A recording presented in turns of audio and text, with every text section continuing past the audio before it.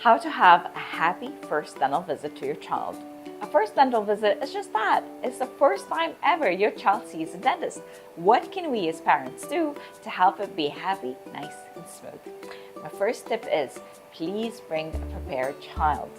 Always narrate a story, tell the child why they need to see the dentist.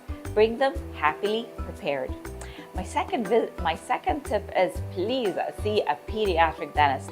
A pediatric dentist understands the importance of the first dental visit and understands the importance of making it nice, smooth, and happy. My last tip is please bring a favorite toy, a favorite blanket, or anything your child loves from back home so they feel safe and secure coming to see the dentist. Of course, I love your questions, so don't forget to keep them coming. Thanks.